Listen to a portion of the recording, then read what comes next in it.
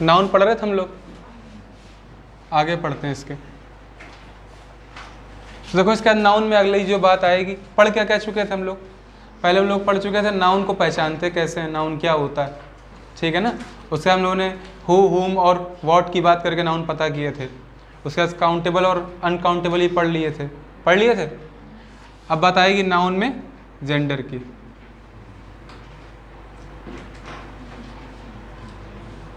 तो देखो इंग्लिश में 4 जेंडर्स होते हैं, ठीक है। पहला जो होता है वो होता है मैस्कुलिन जेंडर। क्या होता है? Masculine gender.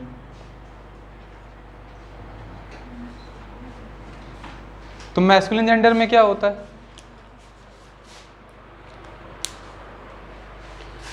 देखो ऐसे नाउन्स जो मेल्स को रिप्रेजेंट करें। किसको रिप्रेजेंट करें? मेल को। उन्हें क्या बोलते हैं? Masculine gender. एग्जाम्पल चाहिए, क्या हो जाएंगे एग्जाम्पल?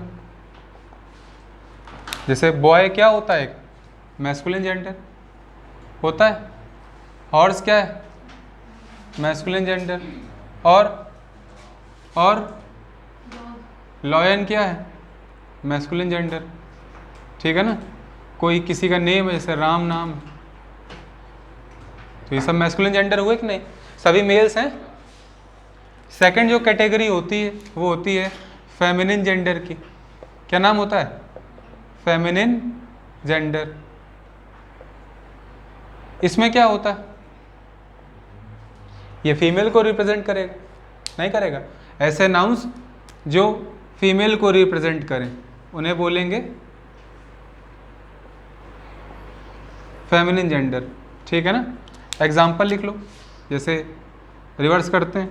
बॉय के लिए गर्ल, हॉर्स के लिए मेयर, लॉयन के लिए लॉयनेस, राम के लिए सीता, एटसेट्रा। बात समझ आई सभी की नहीं? थर्ड कैटेगरी है इनमें न्यूटर जेंडर की।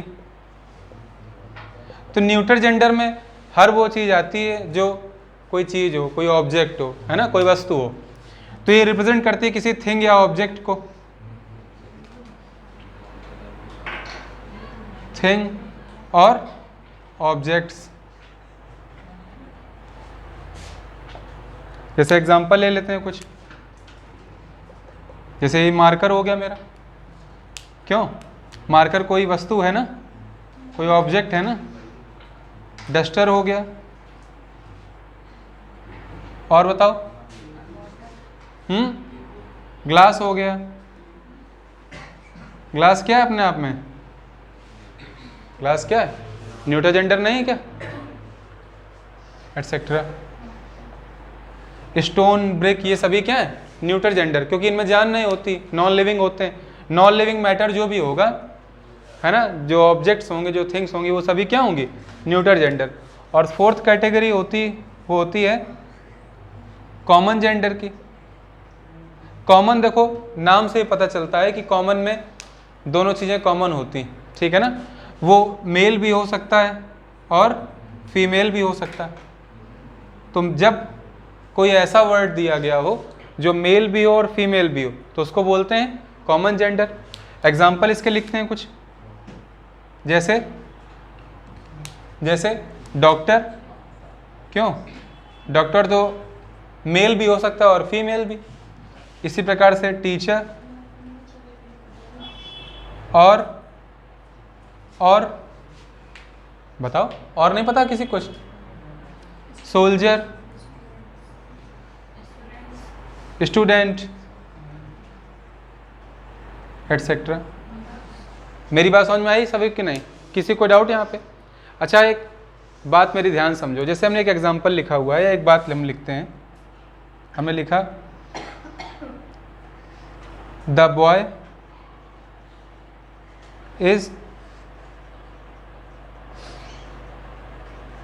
इज वर्किंग, या ऐसे लिख,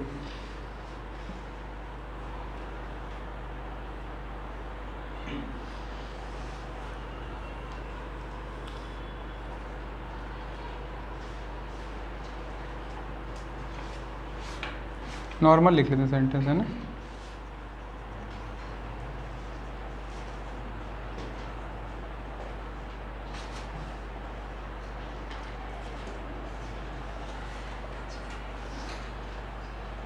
जैसे हमने एक एग्जाम्पल लिखा, the boy is learning his her it's lesson. एक और एग्जाम्पल ले लेते हैं, द सोल्जर इज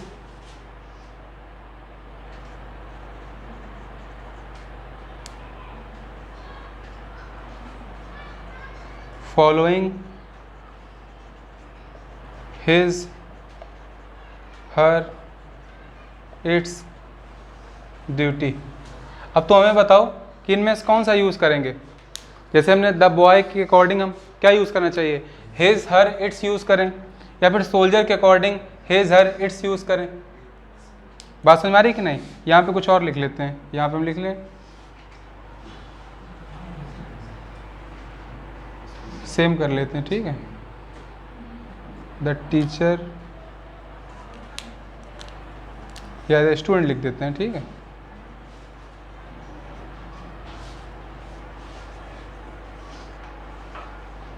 ये दो एग्जाम्पल दिए। देखो अच्छा, इन दोनों एग्जाम्पल में यहाँ पर स्टूडेंट की बात की जा रही है और यहाँ पर सोल्जर की, ठीक है ना। स्टूडेंट भी अपने आप में कॉमन जेंडर है और सोल्जर भी अपने आप में कॉमन जेंडर। अब जब भी कॉमन जेंडर दिया जाता है तो भाई ये स्टूडेंट एक गर्ल भी हो सकती है, एक बॉय भी हो सकता है। ऐसे सोल्जर एक बॉय भी हो सकता है, गर्ल भी हो सकती है, नहीं हो सकती। लेकिन हम चूज़ किसको करें, हम प्रायोरिटी किसको दें, ये इंपॉर्टेंट है। किसको प्रायोरिटी देंगे, तो हमेशा ध्यान रखना कि जब भी कॉमन जेंडर का केस होता है तो अगर हम पोजीशन का केस लिख रहे हैं, ठीक, पॉजिटिव केस में लिख रहे हैं उसको, तो पॉजिटिव केस में प्रायोरिटी हमेशा किसको दी जाती है, हिज हिम को। बात समझ में आ रही कि नहीं, किसको नहीं आई भैया। तो हिज यूज़ करोगे या हिम यूज़ करोगे, नहीं करोगे। इसके बाद हम यूज़ करते हैं इट और इट्स को, और थर्ड में हम क्या रखते हैं, थर्ड पे क्या रखेंगे, ही तो रह ही गया।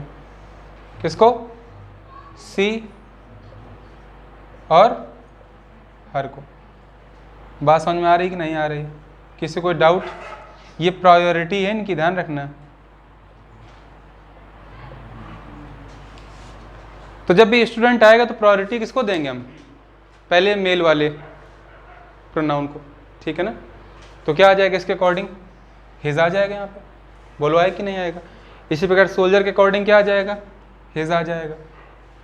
नई बात समझ में आ रही। तो ही हिम और हिज को पहली प्रायोरिटी देते हैं, उसके बाद इट और इट्स को सेकंड प्रायोरिटी देते हैं, और लास्ट प्रायोरिटी किसको देते हैं, सी और हर को। बात मेरी समझ में आ रही कि नहीं आ रही, किसको नहीं आई, समझ में आई सभी को, तो नोट कर लो फिर। इसको रब कर रहे हैं, ठीक है।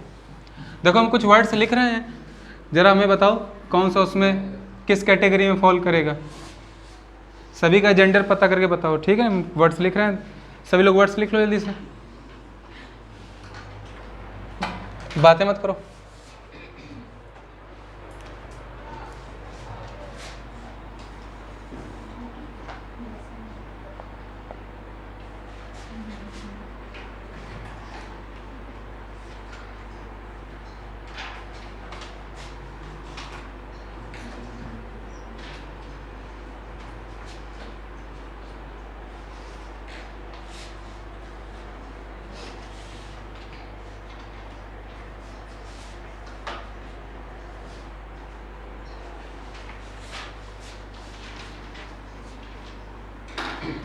सभी वर्ड सभी लोग नोट कर लो और जल्दी से हमें बताओ कौन सा कैटेगरी में आएगा, ठीक है।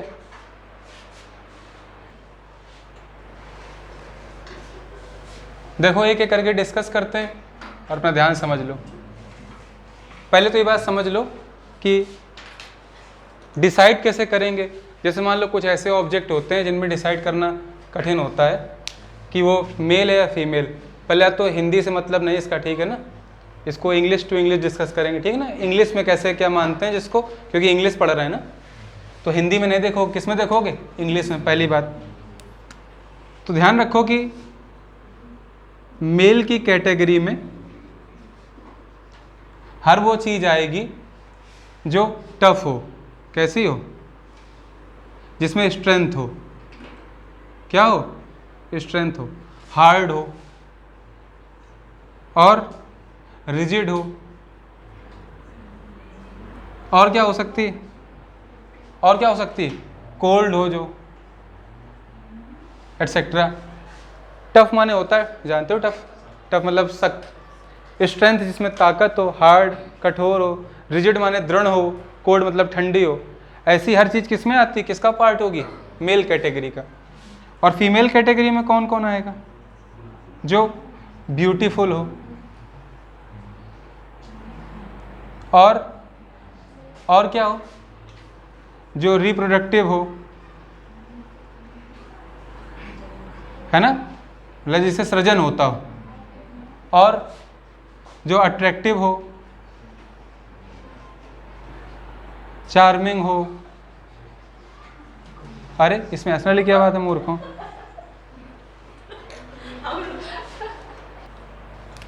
और जो सॉफ्ट हो। सभी क्या बोलेंगे? फीमेल, ठीक है ना। अब इसका मतलब ये नहीं कि कोई फीमेल हार्ड नहीं हो सकती, ठीक है ना, लेकिन रहेगी तो फीमेल ही। देखो समझो, तो ऐसे हम अर्थ की बात करें, अर्थ की क्वालिटी है कि वो रिप्रोडक्टिव होती है, उससे सृजन होता है कि नहीं? तो अर्थ किस कैटेगरी में होगी? फीमेल। डेथ जो होती है वो हार्ड होती, रिजिड होती, कोल्ड होती, स्ट्रेंथ होती, तो ये क्या हो गए? मेल। लाइफ में क्या होगा? लाइफ क्या होती? सॉफ्ट होती, है ना। लाइफ हार्ड होती नहीं, लाइफ सॉफ्ट होती, रिप्रोडक्टिव होती है, अट्रैक्टिव होती है ना, चार्मिंग होती, सॉफ्ट होती, इसलिए क्या होगी? फीमेल। स्टॉर्म में क्या होता है? स्ट्रेंथ होती, फोर्स होता है ना, रिजिड होती, इसलिए क्या होगा? मेल। रिवर रिप्रोडक्टिव, उसमें काफ़ी देखो कितनी सारी सभ्यताएं पनपी हैं उसके सामने, हुई कि नहीं, तो क्या होगी? फीमेल। आगे तो विंटर कैसी होती है? Cold, that means male. Spring में क्या होता है? स्प्रिंग में क्या होता है? रिप्रोडक्टिव होती है ना, पत्तों पे नए पत्ते आने लगते हैं, आते हैं कि नहीं, किस में आएगी?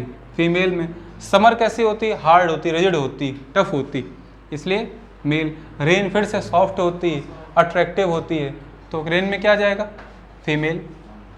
ऐसे सन टफ, हार्ड, स्ट्रेंथफुल, है ना, फोर्सफुल होता है, तो क्या हो जाएगा? मेल। मून में क्या होता है? पहले बात तो चंदा मामा नहीं बोले कोई भी, अगर तुम चंदा मामा के अकॉर्डिंग जाओगे तो क्या हो जाएगा? ये चांद सी महबूबा के अकॉर्डिंग जाओ, नहीं समझे, तो क्या होगा? वो फीमेल। अगर किसी लड़की की तुलना चांद से की जा रही तो लड़का चांद मेल कैसे हो सकता है? बताओ, हो सकता है क्या? हमारे यहाँ तुलना होती थी हिंदी में या हिंदुस्तान में या भारत में, किससे? चंदा मामा से, तो मेल हैं। बात समझ रहे हो कि नहीं? लेकिन हम इंग्लिश पढ़ रहे हैं तो इंग्लिश के अकॉर्डिंग उसको समझेंगे भी। तो एक कैटेगरी ये भी पड़ती है कि एक बात ये भी कह सकते हो कि मून से हमेशा ब्यूटी को कंपेयर किया जाता है, किसी की भी किया जाता है कि नहीं? तो मून की सुंदरता की बात करोगे और वो क्या है? ब्यूटीफुल। किस कैटेगरी? फीमेल। तो मून किस में आएगा? फीमेल में। इसी प्रकार से सनलाइट सन का पार्ट है, दैट मीन्स मेल, और मून लाइट मून का पार्ट है, तो क्या आ जाएगा? ठंडी होती है, ठीक है ना, नॉर्मल होती है ना, ये सॉफ्ट होती है, ठीक है ना, ये हार्ड है, इसलिए क्या होगा? फीमेल। बात समझ में आई कि नहीं समझ में आई? किसी कोई डाउट? किसी को डाउट हो तो पूछो, जल्दी से नोट करो। और किसी कोई एग्जांपल चाहिए, कुछ पता करना हो किस कैटेगरी में होगा, पूछना हो तो पूछ सकते हो। कुछ है? कुछ ध्यान आ रहा? बताओ।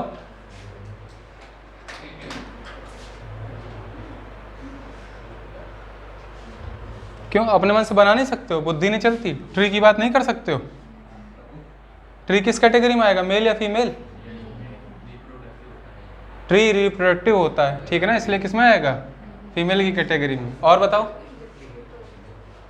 अच्छा, ट्री में लकड़ी होती इसलिए वो हार्ड हो गया, बेवकूफ़ हो गया। ये बताओ, किसी के हार्ड होने से, हार्ड होना बड़ी बात है या उसका रिप्रोडक्टिव होना? रानी लक्ष्मीबाई बहुत हार्ड थी, ठीक है ना, लेकिन अरे मतलब अरे उनके पास स्ट्रेंथ नहीं थी क्या? तो क्या मेल हो जाएंगे क्या? थी तो महिला ही नहीं थी क्या? अंदर स्ट्रेंथ होती है, ठीक है ना लेकिन फीचर कैसा है उनका, फीमेल वाला, ठीक है ना। हंस क्यों रहे हो बेवकूफ? ठीक है, रब कर रहे हैं। किसी को और कुछ पूछना है? बहुत मारूंगा, बता रहा हूँ। बदतमीज, तुम नहीं समझ पाओगे बेटा, तुम्हारे पास का है नहीं कुछ भी।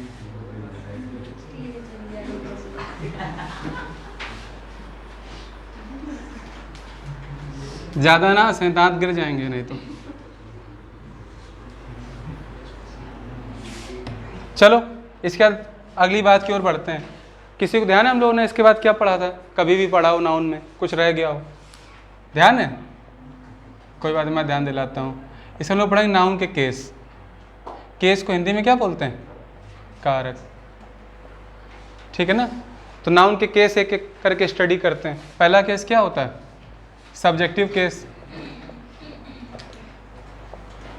इसी को हम क्या बोलते हैं? Nominative case.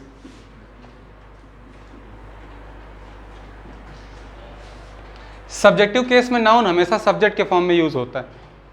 सब्जेक्टिव और नॉमिनेटिव केस में नाउन हमेशा सब्जेक्ट के फॉर्म में यूज होगा, है ना। तो इसमें क्या हो जाएगा? Noun is used as subject. बात समझ में आ रही कि नहीं? इसके बाद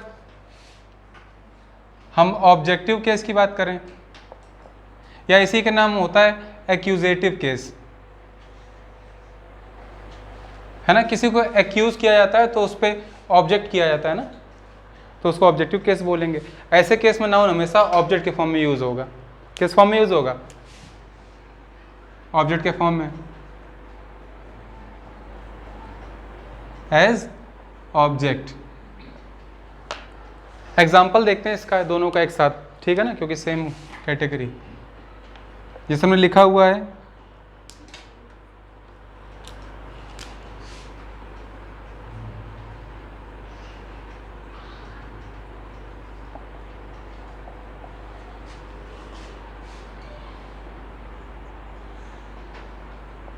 लिखा है राधा बॉट मैनी साड़ीज, ठीक है ना। यहां पर राधा का यूज किस फॉर्म में किया गया है? सब्जेक्ट के फॉर्म में। सब्जेक्ट क्यों है? क्योंकि हु से आंसर मिल रहा है राधा का।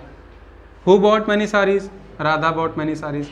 तो हु से जिसका आंसर मिले वो सब्जेक्टिव केस, और होम से जिसका आंसर मिले या वॉट से जिसका आंसर मिले, वॉट से सॉरी, उसको क्या बोलेंगे? Objective case. Radha bought what many saris, sari तो खरीदी उसने, तो हु से जो आंसर मिलेगा वो होगा सब्जेक्ट, और जो वॉट से आंसर मिलेगा वो होगा ऑब्जेक्ट। तो यहाँ पर राधा का यूज एज अ सब्जेक्ट हुआ है और साड़ीज का यूज एज ऑब्जेक्ट। क्लियर होगी बात कि नहीं? और एग्जाम्पल देख लो।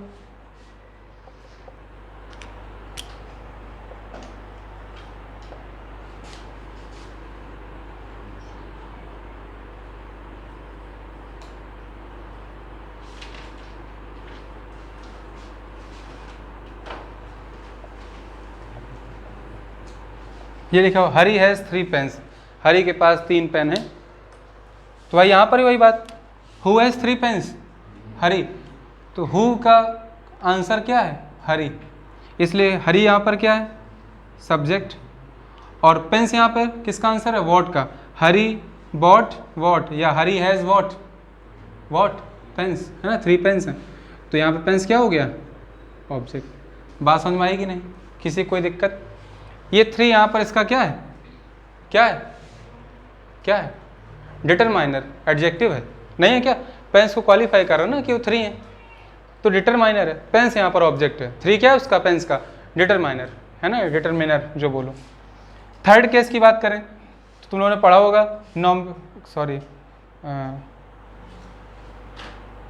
वोकेटिव केस पढ़ सकते हो। इसके बाद कौन सा केस? Vocative case. तो वोकेटिव केस में क्या होता है? वोकेटिव केस में किसी को वोकेट करके, है ना, नेम करके बुलाया जाता है। बुलाया जाता है कि नहीं? जैसे एग्जांपल इसका लें हम, मोहन कम हियर, तो मोहन के बाद हम क्या यूज करेंगे? कॉमा। तो किसको वोकेट कर रहे हैं? किसको बुला रहे हैं? किसको कॉल कर रहे हैं? मोहन को। तो जिसको भी बुलाते हैं, जिसको भी वोकेट करके आवाज़ दे के बुलाते हैं, उसको क्या बोलते हैं? Vocative case. तो मोहन एक नाउन है यहाँ पर, और इस नाउन का यूज़ कैसे किया गया है? वोकेटिव केस में, क्योंकि उसको बुला रहे हैं, पुकार रहे हैं, ठीक है ना। तो जिसको भी कॉल करते हैं, जिसको भी इंडिकेट करते हैं, जिसको भी संबोधित करते हैं, उसमें क्या यूज़ करते हैं? वोकेटिव केस, ठीक है। और एग्जांपल देखना, जैसे हमने लिखा है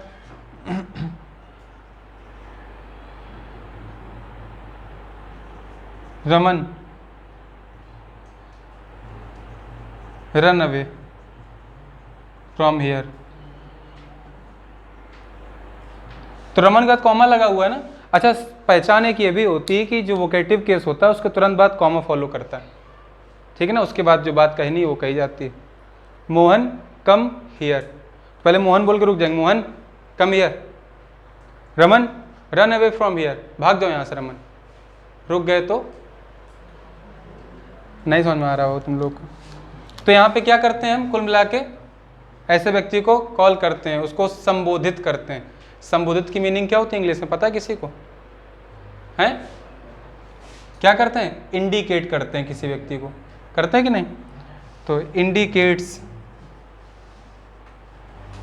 समवन समथिंग, ठीक है ना, that is called vocative case. बात समझ में आई सभी की नहीं? जैसे तुम लोग मैसेज कर रहे हो, किसी से बात कर रहे हो या कुछ कर रहे हो, कहीं कन्वर्सेशन कर रहे हो, तो अगर जैसे बोलते हो ना, जैसे तुम्हारा मित्र कहीं दूर खड़ा हुआ है, तुम उसको बुलाओगे आदित्य यहाँ आओ, लेकिन जब तुम लिखते हो तो वो गलत लिखते हो, लिखते हो तो गलत लिखते हो ना। तो उसको मैसेज में लिखना भी सही चाहिए। क्या लिखोगे? आदित्य कॉमा, लेकिन तुम्हारा कॉमा नहीं होगा कभी वहाँ पे, हम जानते हैं, कभी नहीं लगाओ, क्यों? मूर्ख हो, लिखना ही नहीं आता। आदित्य कॉमा क्या? कम हियर, ठीक है ना। Aditya learn your lesson, Aditya touch the sky with glory. समझ रहे हो कि नहीं? ये किसका वाक्य है? किसकी हेडलाइन है? Touch the sky with glory, Indian air force की, ठीक है ना। और संस्कृत में क्या लिखा होता है? नभः स्पर्शम दीप्तम। चलो, नेवी की क्या होती है? May the lord of water be auspicious on to us. फिर मतलब क्या होता है इसका? क्या होता है? सम नो वरुणा, क्या होता है? हाँ। और आर्मी की क्या होती है? नहीं पता? कल पता करके आना आर्मी की। सब मैं ही बता दूं क्या? तुम लोग जीएस में क्या पढ़ते रहते हो? सभी लोग यहाँ तक तैयार कर लो, अगली क्लास में इसके आगे पढ़ाएंगे, ठीक है ना। नोट कर लो।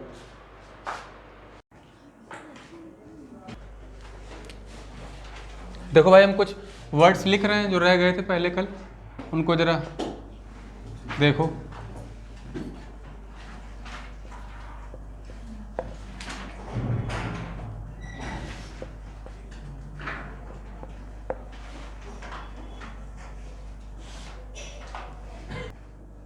नोट कर लो भाई सभी लोग, ये कर लिए?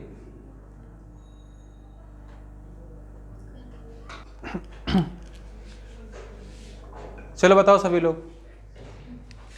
पहले इनको करने से पहले एक बात समझ लो, ठीक है। देखो, जब भी कोई पोस्ट दी हो, है ना, कोई रैंक हो, कोई टाइटल हो, ये सभी कॉमन नाउन लिखे हुए हैं। क्यों? कॉमन नाउन है कि नहीं? यहां जो लिखे हैं कॉमन नाउन नहीं। ध्यान रखो, कई बार कॉमन नाउन के साथ कई बार ऐसे वर्ड्स भी होते हैं जो पोस्ट दिखाते हो, रैंक, टाइटल, या फिर कोई प्रोफेशन हो। प्रोफेशन मतलब व्यवसाय।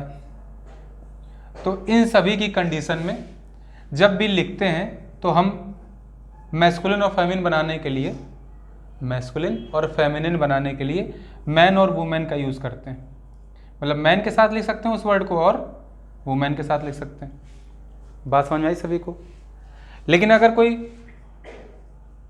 फिजिकल बात है या फिजिकल थिंग है, कोई फिजिकल वर्ड दिया हुआ है, थिंग या जो भी चीज़ दी हुई है फिजिकल है, तो ऐसी स्थिति में क्या करते हैं? ऐसी स्थिति में हम मेल या फीमेल के साथ उस वर्ड को ऐड करके लिखते हैं। मेरी बात समझ में आई कि नहीं? आ रही कि नहीं आ रही?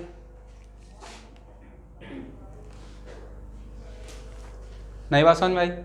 तो जब भी कोई पोस्ट, रैंक या टाइटल, जैसे टीचर क्या है? टीचर क्या है? एक प्रोफेशन है ना, प्रोफेशन। ऐसे ही गेस्ट क्या है? गेस्ट प्रोफेशन है, पोस्ट है, रैंक है, टाइटल है? नहीं है ना।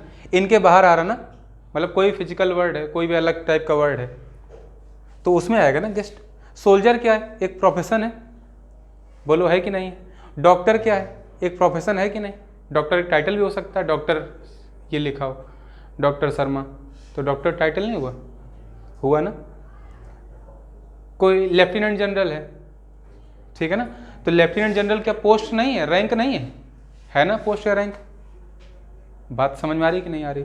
सोल्जर भी अपने आप में एक रैंक ही तो है, नहीं है? सोल्जर रैंक ही तो है। तो जब भी ऐसा कुछ दिया होता है तो हम मैन या वुमेन के साथ जोड़ के लिखते हैं उस वर्ड को, समझ गए? और इसके अलावा जो भी वर्ड दिए जाते हैं उसमें मेल या फीमेल का यूज़ करते हैं, तब मैन या वुमेन नहीं लिखते हैं। क्लियर होगी बात कि नहीं? जैसे देखते हैं, जैसे टीचर अपने आप में सही है क्योंकि सिंगल वर्ड है, कोई दिक्कत इसमें? इसके बाद मेल टीचर लिखा हुआ है, ये सही है क्या? नहीं। क्यों? क्योंकि टीचर अपने आप में क्या है? टीचर अपने आप में क्या है? एक प्रोफेशन है। अगर ये एक प्रोफेशन है तो यहाँ क्या आना चाहिए? Man teacher. बात समझ में आई कि नहीं? अधिकतर लोग बोलते हैं ये मेल टीचर, लेकिन वो क्या होता है? रॉन्ग। क्या बोला जाएगा? Man teacher. अगर मैन टीचर है तो क्या होगा? Women teacher. कोई दिक्कत? बात समझ में आई कि नहीं? इसका गेस्ट सिंगल वर्ड है, सही है। अब बात की जा रही है मेल गेस्ट की। क्या ये पोस्ट है, कोई रैंक है, कोई टाइटल प्रोफेशन है? नहीं है ना, तो फिजिकल कैटेगरी में आया। तो अब क्या मेल लिखा होगा? हो सकता है। ये क्या हो गया अपने आप में? सही, क्योंकि ऐसे में मेल या फीमेल के साथ यूज करते हैं, तो मेल गेस्ट होगा, सही होगा दोनों। क्लियर? अगली बात सोल्जर की करते हैं, सिंगल वर्ड, सही है। अगला वुमेन सोल्जर। सोल्जर क्या है? अपने आप में एक रैंक है कि नहीं? रैंक है, पोस्ट है। तो सोल्जर अपने आप में एक रैंक या पोस्ट है, तो मैन या वुमेन के साथ आना चाहिए। यहाँ वुमेन लिखा है, ये भी क्या है? सही। कोई दिक्कत? आगे आते हैं, डॉक्टर देखो, तो सिंगल डॉक्टर लिखा हुआ है, ये क्या है? सही है। अब वुमेन डॉक्टर लिखा हुआ है, तो भाई वुमेन डॉक्टर अपने आप में क्या है? सही है। क्यों? क्योंकि डॉक्टर क्या है? एक प्रोफेशन, और प्रोफेशन इसलिए वुमेन लगा सकते हैं, सही है। अब बात की जा रही है जेंटल डॉक्टर की। देखो हमेशा ध्यान रखो, ये डॉक्टर वगैरह की जो पोस्ट होती हैं, ये अपने आप में रिस्पेक्टफुल पोस्ट होती हैं। कैसी होती हैं? रिस्पेक्टफुल पोस्ट होती हैं, रिस्पेक्टेड पोस्ट होती हैं। अब जब वो पहले से रिस्पेक्टेड है तो ये क्या हो गया? ओवर एम्फेसाइज नहीं करना है किसी वर्ड को, तो यहाँ जेंटल कहना गलत है। डॉक्टर अपने आप में रिस्पेक्टफुल है, इसलिए जेंटल डॉक्टर गलत है। समझ गया कि नहीं? ऐसे ही लेडी देखो, पहले हम जेंटल मैन पे आते हैं। भाई मैन के साथ जेंटल लगा सकते हो कि नहीं? क्या बोलते सुना नहीं? लेडीज एंड जेंटलमैन, तो सही है। अगर जेंटलमैन सही तो जेंटल वुमेन भी सही है, क्योंकि मैन का तो नहीं पता ना वो जेंटल हो या ना, वुमेन का, तो जेंटल और जेंटल लगाएंगे दोनों में। लेकिन लेडी में देखो जरा, लेडी अपने आप में वुमेन से ऊपर होता है, ठीक है ना, और लेडी मतलब होता है सम्मानित महिला। समझ रहे हो कि नहीं? रिस्पेक्टेड वुमेन को क्या बोलते हैं? लेडी। और इसीलिए जब कोई संबोधित करता है तो वो लेडीज एंड जेंटलमैन बोलता है, जेंटल लेडीज एंड जेंटलमैन नहीं बोलता है।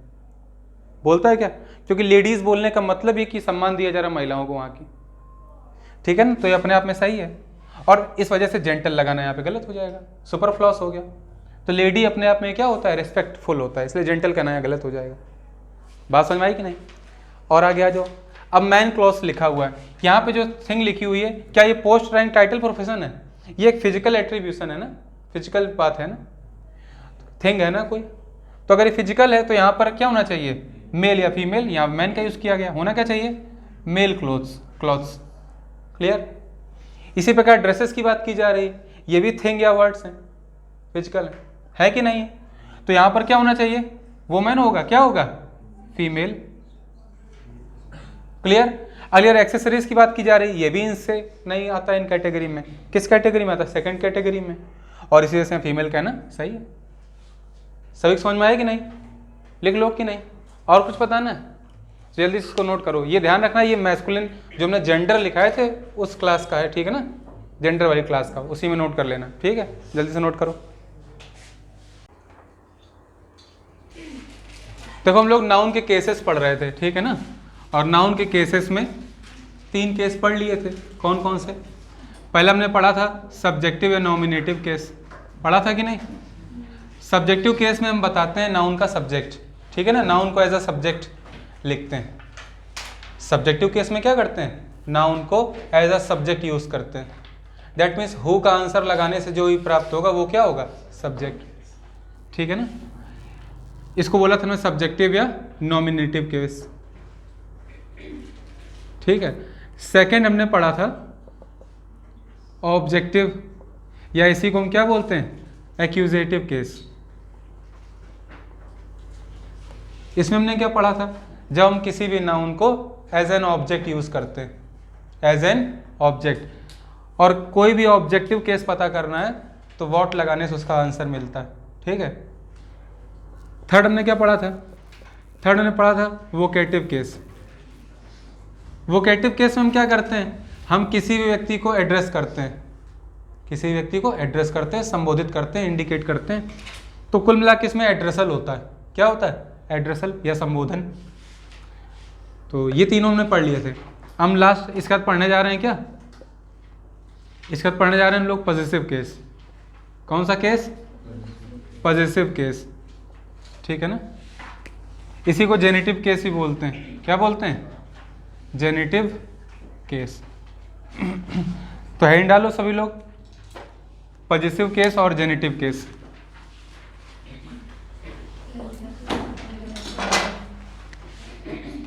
फोर्थ है ये, ठीक है।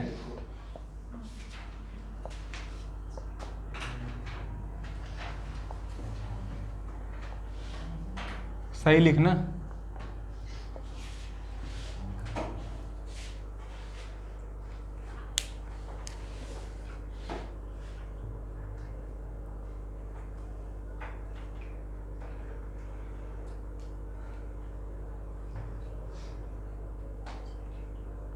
नोट कर लिया? सॉरी,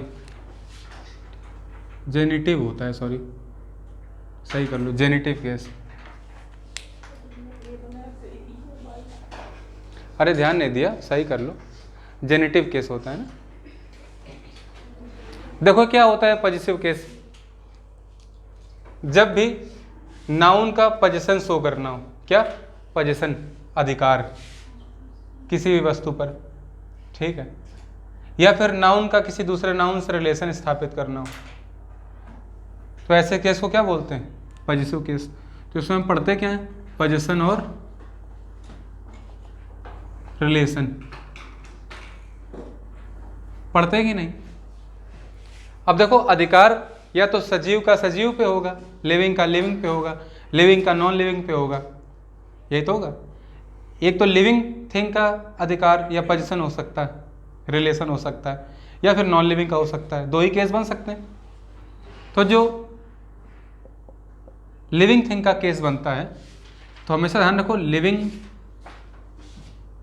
थिंग को हम लिखते हैं और उसके बाद लिविंग थिंग लिखने के बाद हम क्या लगाते हैं? कॉमा, और उसके बाद क्या लिखते हैं? एस। और उसके बाद जिस साथ भी पोजीशन होता है, रिलेशन होता है, तो पोजीशन या रिलेशन के साथ हम उसको लिख देते हैं। मेरी बात समझ में आ रही कि नहीं? जैसे कहीं लिखा हुआ है, कोई नाम बोलो। आयशा, चलो ठीक है, आयशा ऐसे लिखा जाएगा, ठीक है ना। आयशा भी होता है, AYESH। तो आयशास रिंग, आयशा की अंगूठी लिखा हुआ है, तो आयशा का रिलेशन है ना किससे? रिंग से। तो जो लिविंग थिंग है उसके साथ एपोस्ट्रॉफी और एस यूज करते हैं, और उसके बाद जिस चीज़ पर ही पोजीशन है, रिलेशन है, जो भी उसके अधिकार में है, उस चीज़ को बताने का काम करते हैं। तो आयशास रिंग, ठीक है ना। कोई व्यक्ति है रमन, उसकी कार है, तो एपोस्ट्रॉफी एस, कार। कुल मिला के लिविंग थिंग, उसके बाद एपोस्ट्रॉफी और एस, लिविंग थिंग, एपोस्ट्रॉफी और एस, और उसके बाद जिस चीज़ से भी संबंध है उसको बाद में, जिस चीज़ से संबंध है उसको बाद में। बात समझ आई सभी को? इसी के बाद इसमें बी केस पढ़ते हैं, सेकंड केस। सेकंड केस हो सकता है जब जो भी चीज़ जिसका अधिकार हो, जिसकी चीज़ हो, ठीक है ना, जिससे संबंध रखती हो, वो नॉन लिविंग हो। तो नॉन लिविंग के केस में एपोस्ट्रोफी वाला एस नहीं चलता। नॉन लिविंग के केस में जिस चीज पर भी पोजीशन होता है, ठीक है ना, इसको आगे लिखते हैं, इसके साथ हम क्या लिखेंगे, ऑफ, और उसके बाद क्या लिखते हैं, नॉन लिविंग थिंग। बात समझ में आई कि नहीं? जैसे हमें लिखना है किसी पेंटिंग की डिजाइन, है ना, तो यहां पर हमने लिख दिया है पेंटिंग्स डिजाइन। ये क्या हो जाएगा, रॉन्ग। ये क्या है, रॉन्ग, क्योंकि यहां पर जो पेंटिंग यूज किया गया है ये नॉन लिविंग है, नहीं है। पेंटिंग मतलब एक पोर्ट्रेट है, तो ये नॉन लिविंग है। और अगर नॉन लिविंग है तो एपोस्ट्रोफी इसका केस नहीं बनता है। ये क्या है, गलत। क्या होगा, जिस चीज पर भी पोजीशन है डिजाइन पर, इसको हम आगे लिखेंगे। तो कहाँ आएगा डिजाइन, आगे डिजाइन देखो डिजाइन, और उसके बाद क्या लिखेंगे, ऑफ, और नॉन लिविंग थिंग क्या थी, पेंटिंग। बात समझ में आ रही कि नहीं? कुर्सी के पैर लिखा हुआ जैसे, तो चेयर्स लेग कहना अपने आप में रॉन्ग है। क्यों? क्योंकि जो जिसका अधिकार है, जिसका पोजीशन है इस चीज पर है, पोजीशन तो इसका है ना, और ये नॉन लिविंग है। और अगर ये नॉन लिविंग है तो क्या होगा, इसको सही कर कैसे लिखेंगे, पहले हम लिखेंगे पोजीशन को जिस पर है, उसको हमने आगे लिखा, और उसके बाद ऑफ, और फिर जिस चीज का है, लेग्स ऑफ चेयर। क्लियर होगी बात की नहीं? और कोई एग्जांपल जैसे अच्छा बताओ, ये सही है?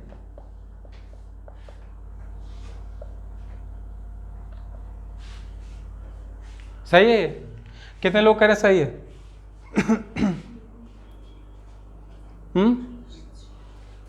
कितने लोग कह रहे सही है? ध्यान रखो कि ट्री में जान होती है, वो एक अलग चीज हो गई।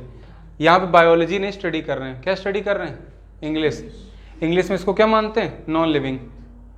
ठीक है ना, तुमने कभी ट्री शेड नहीं देखा होगा, क्या देखा होगा, शेड ऑफ ट्री। तो इसको सही कर कैसे ले, ये गलत है, क्या होगा, शेड और उसके बाद ऑफ एंड ट्री, पेड़ की छाया। समझ में आ रही ना इंग्लिश कैसे क्या चलती? किसी को डाउट, जल्दी से नोट करो। सभी का नोट हो गया ना? देखो हम कुछ वर्ड्स लिख रहे हैं, जल्दी से तुम लोग उसमें पॉजिटिव केस यूज करके दिखाओ, ठीक है, फिर हम बताते हैं उनको। वर्ड्स हम लिख दे रहे हैं, जल्दी से लिख लो।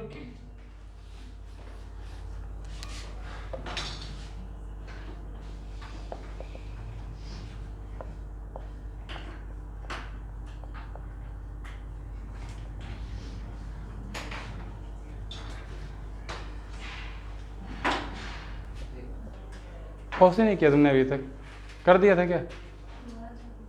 दोबारा चालू कर दिया, फिर से पॉज कर दो उसको। चलो अच्छा, जल्दी सभी लोग नोट कर लो इनको। देखो इन सभी में खास बात क्या है, सभी में एपोस्ट्रोफी का यूज किया हमने, और जो आगे लिखे हुए हैं वो सभी क्या हैं, नॉन लिविंग थिंग्स हैं। तो कई बार क्या होता है कि कई कैटेगरीज तुम्हें मिलेंगी, जैसे तुम्हें मिलेगा टाइम, क्या मिलेगा, टाइम। जैसे ने टाइम के लिए लिखा है, देखो क्या, फॉर ब्रीफ ड्यूरेशन, ठीक है ना, 1 डेज लीव, है ना, न्यू डेज, मंडेज वर्क, ऐसा है ना। तो यहाँ टाइम की बात की जा रही है कि नहीं, ये सभी समय है, समय को बताते हैं। जैसे हम प्लेस की बात करते हैं, इस स्थान की, तो इसमें देखो बिहार प्लेस है, कानपुर प्लेस है, उत्तराखंड प्लेस है, बोलो है कि नहीं। इसी प्रकार से हेवनली बॉडी है, हेवनली, या इन्हीं को तुम क्या बोल सकते हो, सेलेस्टियल बॉडी। सेलेस्टियल मतलब जो हेवनली बॉडी होती है उनको सेलेस्टियल बॉडी भी बोलते हैं, ठीक है ना। या फिर इडियम्स दिए हुए हैं, ये सभी ऐसी कैटेगरी के होते हैं कि जिनके साथ हम कई बार एपोस्ट्रोफी का यूज करते हैं। लेकिन अब किनके साथ एपोस्ट्रोफी यूज करेंगे और किनके साथ यूज नहीं करेंगे, ये इंपॉर्टेंट है। बात समझ में आ रही कि नहीं? सबके साथ एपोस्ट्रोफी का यूज़ नहीं होता है, किसी के साथ होता है, किसी के साथ नहीं होता है।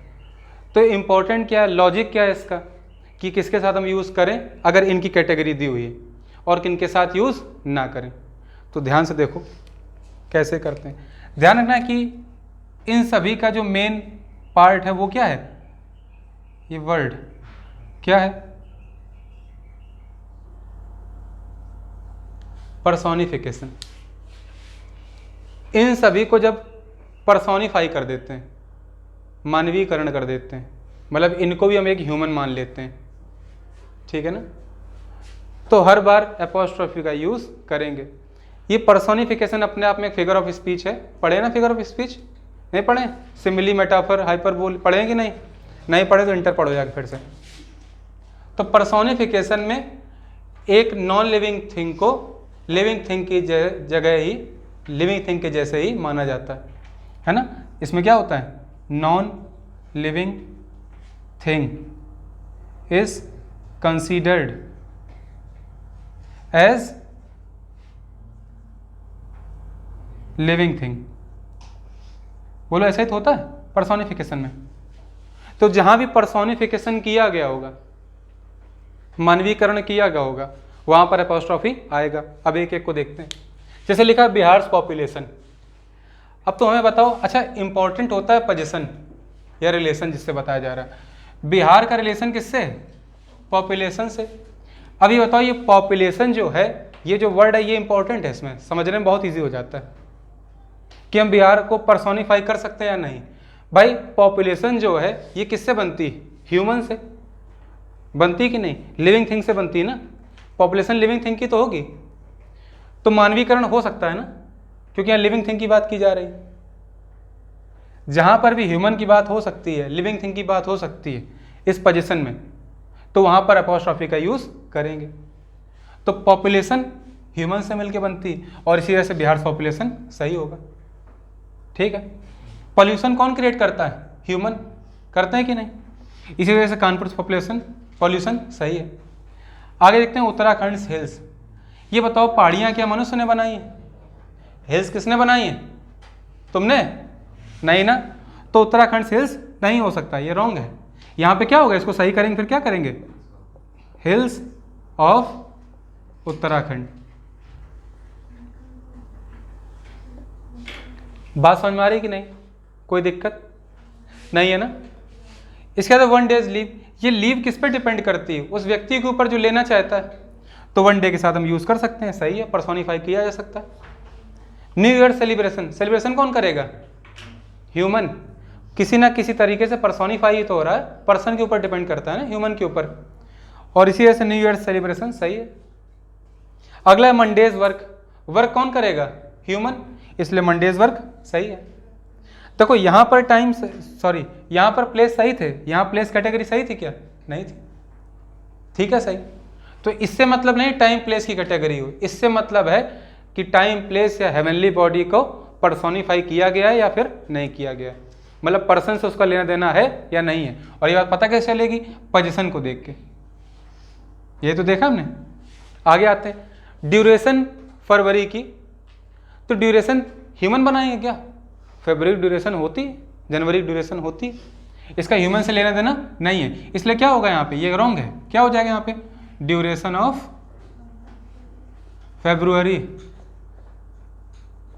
क्लियर।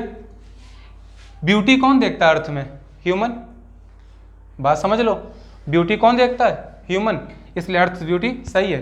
क्या अर्थ एक सेलेस्टियल बॉडी नहीं है कि नहीं, हेवनली बॉडी है, आकाशीय पिंड है, इसलिए सही है। यहाँ देखो मून से अट्रैक्शन, अट्रैक्शन कौन देखता है मून में, ह्यूमन, और इसे ये सही है। लेकिन सन की ब्राइटनेस का ह्यूमन से क्या मतलब है। अब ये तो नहीं कह सकते हो ब्राइटनेस सन की हम लोग देखते हैं, अरे तुम देखते हो लेकिन कंट्रोल कर सकते हो, लेकिन अट्रैक्शन है कि नहीं ये ह्यूमन पे डिपेंड करता है, ठीक है ना, इसलिए गलत है। यहाँ क्या होगा, brightness of sun. Clear. Idioms ऐसे कुछ होते हैं जहां पर हम यूज करते हैं, जैसे एट वंस विट सेंट, परप्लेक्स्ड, जो घिर गया हो हर चीज से, तो ये इडियम्स में यूज होता है इडियम ऐसे लिखे जाते हैं। एट एन आर्म्स लेंथ, ठीक है ना, मतलब इसमें मतलब क्या होता है, नियर होता है इसका मीनिंग, जो पास में ही हो, तो ये सही है।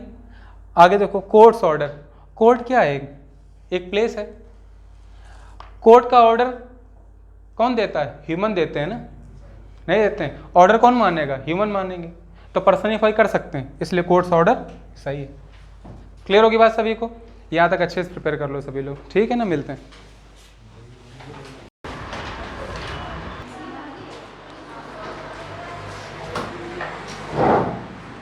पॉजिटिव केस पढ़ रहे थे हम लोग, ठीक है ना।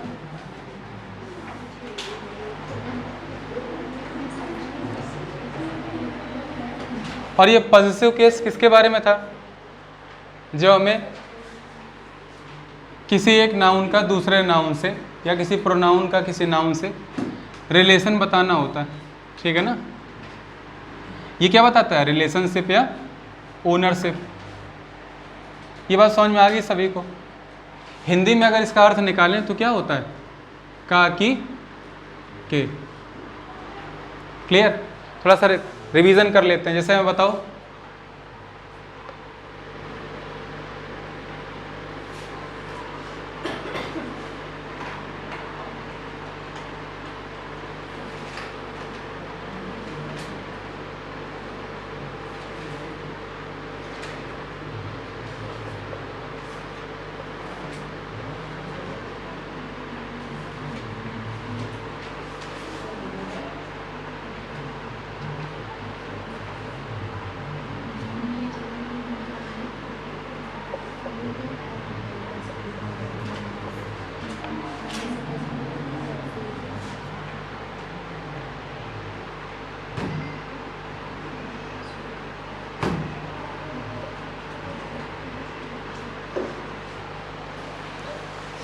देखो ये 4 सेंटेंस लिखे हुए हैं, रिवाइज हो जाएगा तुम लोगों का। तो हमने बताया था पॉजिटिव केस में रिलेशनशिप या ओनरशिप बताते हैं, एक का दूसरे पर अधिकार, और उसमें हमने 2 बातें की थी, लिविंग और नॉन लिविंग की, ठीक है ना।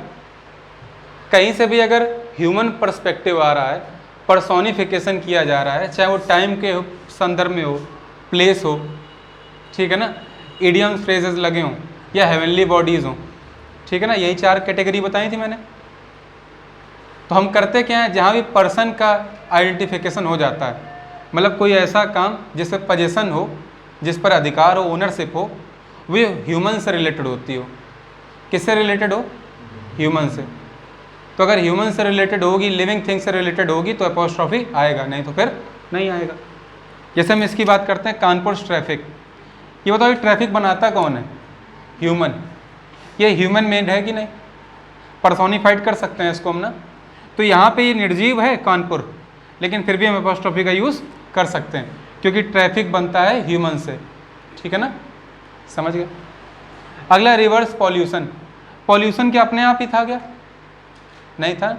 ये पॉल्यूट किया किसने रिवर को, ह्यूमन ने नहीं किया। लिविंग थिंग के किसी एक्टिवनेस से, किसी भी तरह से पॉल्यूट हुई क्या रिवर। तो रिवर तो अपने आप में एक नॉन लिविंग आइडेंटिटी है, ठीक है ना, फिर भी हम इसको क्या बोलेंगे, फिर भी इसको कैसे ट्रीट करेंगे, लिविंग के जैसे ही, क्योंकि यहाँ पर्सोनिफिकेशन है, और इसी वजह से हम एपोस्ट्रॉफी यूज़ करेंगे। अगला बिहार ट्रीज, ठीक है ना। अब हमें बताओ ये पेड़ किसने बनाया, ह्यूमन ने, तो इसको पर्सोनिफाई कर सकते हो, इसी वजह से यहाँ पे बिहार ट्रीज ना कह के हम क्या लिखें, ट्रीज ऑफ बिहार। क्लियर। इसके बाद मोहन स्कार, ठीक है ना, ये लिविंग थिंग है, और लिविंग थिंग है तो ये अपने आप में ही क्या है, सही। कोई दिक्कत, किसी कोई समस्या आ रही, कोई परेशानी हो रही, रब कर दें इसको, सभी को पता ही, इतना रिवीजन करा दिया। अब देखो इसको आगे बढ़ाते हैं इसी बात को।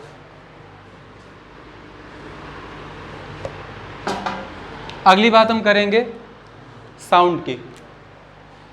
पॉजिटिव केस में अगर साउंड की बात की जाती है तो इसका मेन मोटिव क्या है, ये साउंड से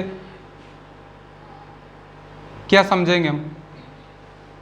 जैसे हमने तुम्हें एक एग्जांपल दिया, हमने बोला, यही बोल दिया, जैसे हमने मोहन्स बुक,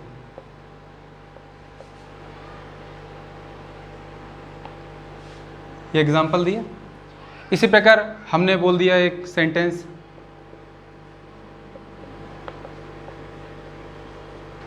चिल्ड्रंस पार्क, ठीक। ये अपने आप में सिंगुलर है, ये कैसा है, प्लूरल है, चाइल्ड का प्लूरल चिल्ड्रन।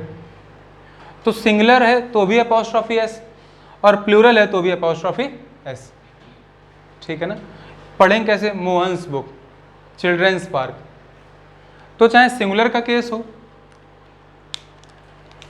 साउंड में, चाहे सिंगुलर हो और चाहे प्लूरल हो, दोनों में ही क्या लगता है, अपॉस्ट्रॉफी एस।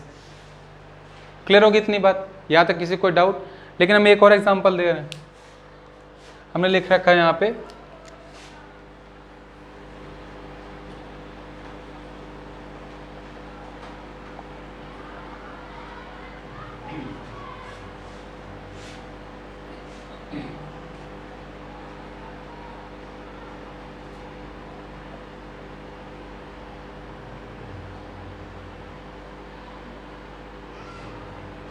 ये दोनों सेंटेंस दिए हुए,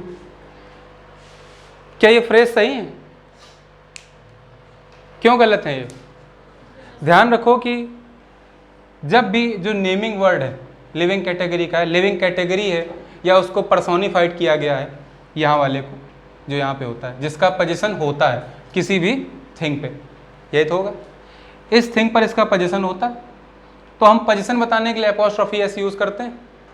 लेकिन मान लो जिस वर्ड का, जिस व्यक्ति का, जिस चीज़ का हम पोजीशन बता रहे हैं, जिस पर नहीं, जिस चीज़ का, उसमें जो साउंड है वो पहले से एस की आ रही हो, ठीक है ना। तो होता क्या है, जैसे मान लो अब यही साउंड में क्या होगा, यहाँ पे साउंड किसकी आ रही, एस की आ रही, और साउंड अगर एस की आ रही तो तुम अपॉस्ट्रॉफी एस लिखोगे तो इस बन जाता है ना, सेस बन जाता है ना। ये जो इसको बोलते हैं हम लोग हिसिंग साउंड, क्या बोलते हैं, हिसिंग साउंड। सांप ऐसे फुनकारता,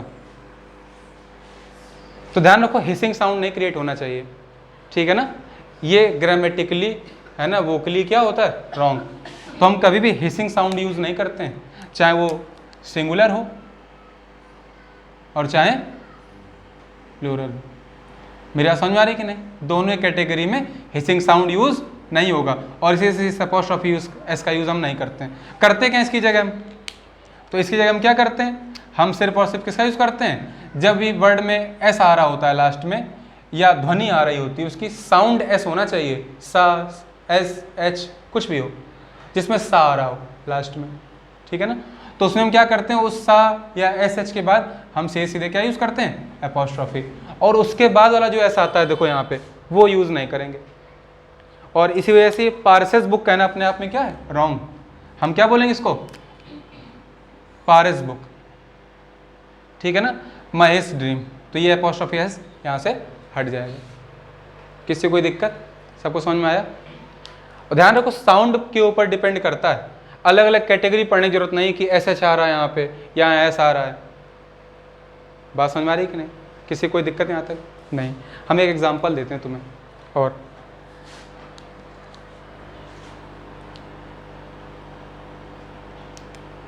जैसे हमने एग्जांपल लिखा है,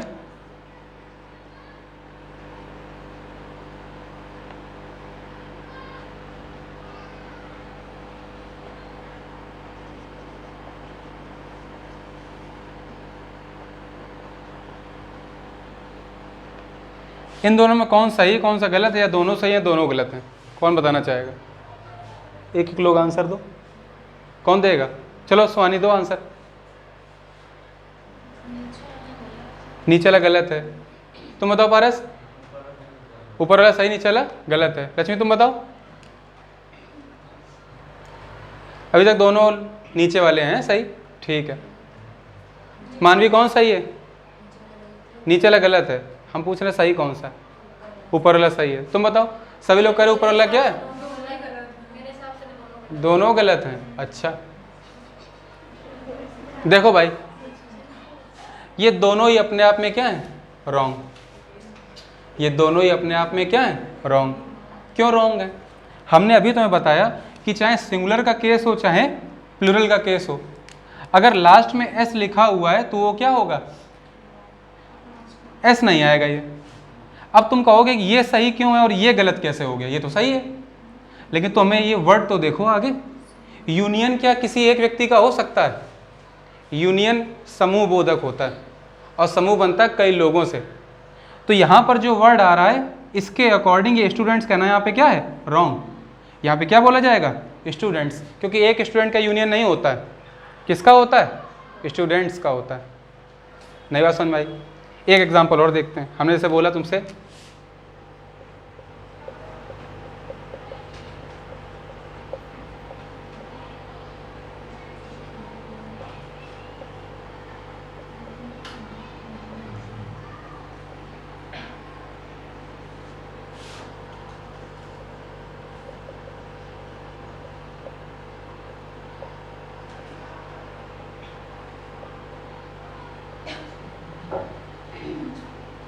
कौन सा है इसमें? कौन बताएगा? चलो समीक्षा बताओ।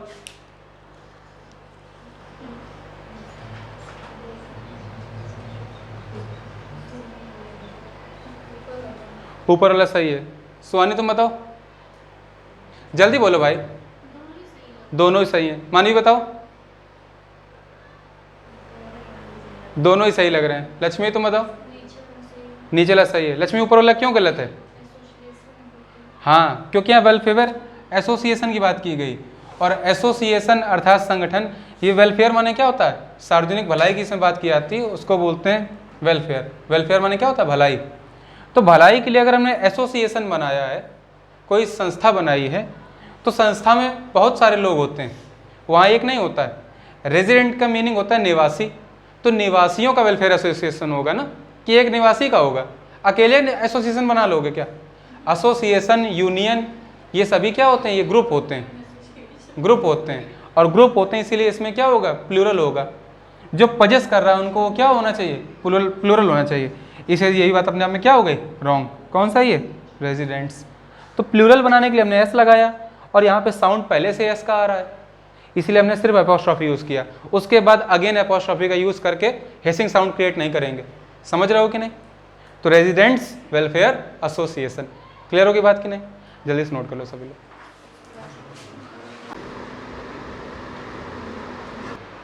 ये सभी नोट कर लिया ना? देखो आगे बढ़ते हैं अब इससे।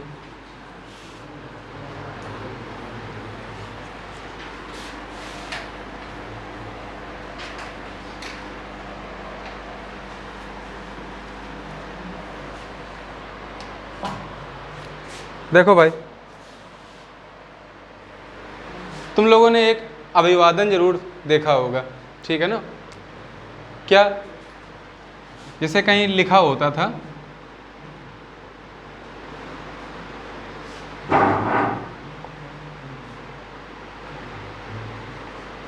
देखा है? किसी भी लेटर को लिखते समय, फॉर्मल लेटर को लिखते समय हम लिखते क्या नीचे? योर्स फ्रेंडली, आपका मित्र। लिखते थे कि नहीं?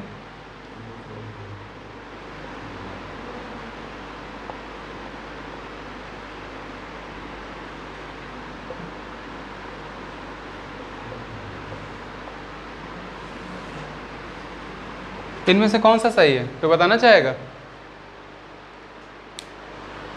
इसमें से कौन सा सही है? पहला सही बताया एक लोगों ने, और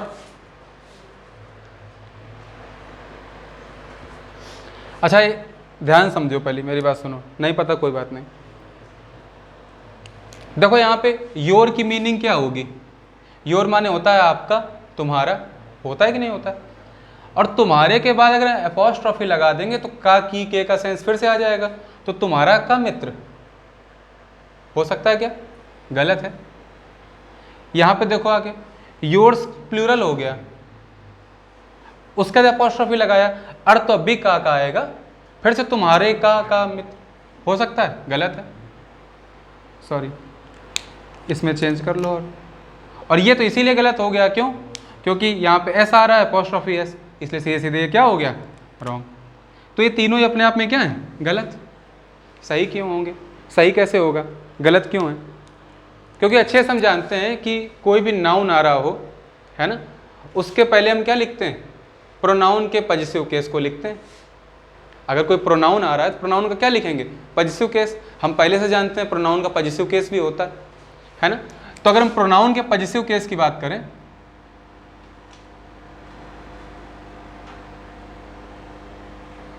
फॉर प्रोनाउन, तो हमें अच्छे से पता है कि फर्स्ट पर्सन में दो पॉजिटिव केस होते हैं। कौन कौन से? माई और अवर। आई मी माई, फिर वी अस अवर। होता है कि नहीं होता? इसके बाद यू का क्या होता है? योर। थर्ड पर्सन में ही सी इट दे, ठीक है ना। ही का होता है हिज, सी का हर, इट का इट्स और दे का देयर। होता है कि नहीं होता है? अच्छे से एक बात समझ लो, हालांकि आगे हम फिर भी बताएंगे, फिर से बता देंगे। पॉजिटिव केस दो तरह से यूज होता है प्रोनाउन में। एक इस तरह से पॉजिटिव यूज होता है कि पॉजिटिव केस के तुरंत बाद नाउन फॉलो कर रहा हो उसको, ठीक है। जिस नाउन पर ये पोजीशन बता रहे हैं उनके लिए हम इन वर्ड्स को यूज कर लेंगे। जैसे कहीं लिखा है कि यह मेरा घर है, तो हम क्या लिखेंगे उसको? दिस इज माई हाउस, यही तो लिखेंगे। क्यों? तो क्या माई हाउस लिख देंगे क्या? क्योंकि हाउस पर अधिकार है। हाउस को ओन कौन करता है? मैं। तो मेरे लिए हम क्या लिखें? माइज। अपोस्ट्रोफी नहीं लगेगा ना, इसके लिए हमने मान रखा है पहले से ही कि इनके लिए पॉजिटिव केस डायरेक्ट हैं। तो दिस इज माई हाउस, ठीक है। नाउन आया, नाउन के पहले हमने पॉजिटिव केस यूज कर लिया। लेकिन मान लो अगर लिखा है दिस हाउस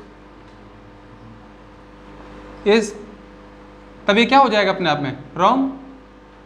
क्योंकि पॉजिटिव का सेकंड जो केस होता है उसमें बिना नाउन के भी वर्क करता है वो। मतलब यहाँ पे तुम माई लिखने के बाद तुम्हें नाउन चाहिए हाउस, लेकिन हमने हाउस आगे लिख दिया अगर, तो हम इसको चेंज करके क्या कर देंगे? माई। तो ये अलग हो जाएगा। हो जाए कि नहीं हो जाएगा? तो ये माइन हो गया। इसलिए जो सेकंड पॉजिटिव होता है हम आगे पढ़ लेंगे उसको, ठीक है ना। तो इस तरह से भी यूज होता है, लेकिन अभी हम सीमित रख रहे हैं। हमने बात करी पहले पॉजिटिव की, है ना, जब नाउन आ रहा हो, क्योंकि हम इस नाउन पे पजेस कर रहे हैं, इस नाउन को ओन कर रहे हैं, हाउस को ओन कर रहे हैं हम, मैं। तो माई के लिए क्या? तो माई सीधे सीधे क्या हो गया? Positive case. और इसी वजह से ये सब कहना क्या हो जाएगा? रॉन्ग। क्योंकि योर का मीनिंग ही होती है आपका। योर का मीनिंग क्या होता है? आपका। समझ गया कि नहीं? अच्छा, अब एक बात समझ लो। हमने अगर यहाँ पे लिख दिया, अगर हम इसी को लिखें, हम लिख दिया योर फ्रेंड, तो ये सही है? नहीं सही है भाई। फ्रेंड यहाँ पे क्या है? एक नाउन। फ्रेंड क्या है? एक नाउन। अब ये नाउन है तो आगे जो आ रहा है ये पॉजिटिव केस आ गया, योर फ्रेंड। लेकिन यहाँ के केस में क्या होगा? यहाँ पे तुम कैसे लिखते हो इसको? तुम लिखते हो योर्स फ्रेंडली, ध्यान हो जिसको अगर तो ऐसे क्यों लिखा जाता है? इसको क्यों लिखा जाता है? क्योंकि ये योर्स अलग है, फ्रेंडली अलग है। ये फ्रेंडली यहाँ पे नाउन नहीं है, ये यहाँ पे क्या है? ये यहाँ पे क्या है? एडजेक्टिव है। समझ रहे हो कि नहीं? इसलिए ये वर्ड ही अलग हो गया। इसलिए हम जब कोई नाउन हमारे पास है ही नहीं और हमें आपका लिखना है, तो हम क्या यूज करेंगे? पॉजिटिव का सेकंड केस, योर के लिए क्या होता है? वो योर्स। और इसीलिए यहाँ पे ये क्या हो गया? सही। बात मेरी समझ में आई कि नहीं? जैसे माई के लिए माइन होता है, अवर के लिए अवर्स, योर का योर्स, हिज का हिज ही रहता है, हर का हर्स, बिना नाउन के यूज करना हो HERS, इट्स का इट्स और दियर का दियर्स, एस लग जाएगा। ये सेकंड पॉजिटिव है जो बिना नाउन के यूज होता है। समझ गए?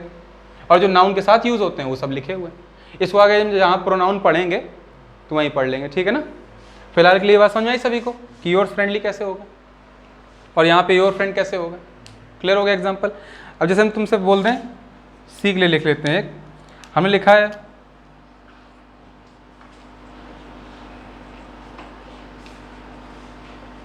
हर्ष पर्स, क्या हो जाएगा? ये सही है गलत है? शिवानी ये सही है गलत है? क्यों गलत है शिवानी? उत्कर्षा क्यों गलत है ये? तुम बताओ लक्ष्मी। सेकंड पॉजिटिव केस लगेगा? अजीब बेवकूफ लड़की हो, इतना बताने के बाद ही पता नहीं तुम लोग को। अरे पारस सही आंसर दो। हाँ, हर तो अपने आप में ही क्या है? Positive case. और यहाँ पर्स क्या है? एक नाउन। तो किसी नाउन पर पोजीशन हो रहा है तो हर माने ही पॉजिटिव केस होता है। एपोस्ट्रोफी क्यों लगाएंगे, इसलिए हट जाएगा ये, हर पर्स। बेवकूफ़ी हो गया बिल्कुल। हमने HERS की बात तब की है जब यहाँ पे नाउन ना दिया हो। जैसे हमने बोला, हम बोल सकते हैं दिस इज हर पर्स, या उसका पर्स है, लेकिन हम ये भी बोल सकते हैं दिस पर्स इज हर्स, तब HERS लिखेंगे, सेकेंड पॉजिटिव। समझ रहे हो कि नहीं समझ रहे हो?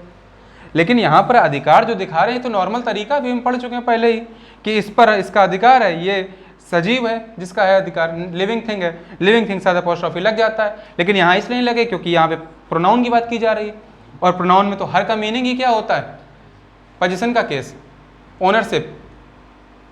ये सब अपने आप में क्या है, ओनरशिप दिखाते हैं। My house, our house, your house, his purse, her purse, his wallet.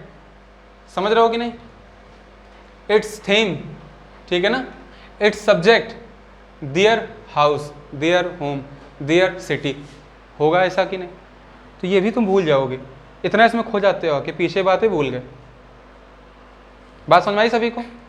अब एक चीज़ और समझ लेते हैं, हमको सेंटेंस लिख रहे हैं, तुम लोग जल्दी सेंटेंस लिखो पहले, फिर आगे बात करते हैं। सेंटेंस लिखो जो हम लिखा रहे हैं, ठीक है?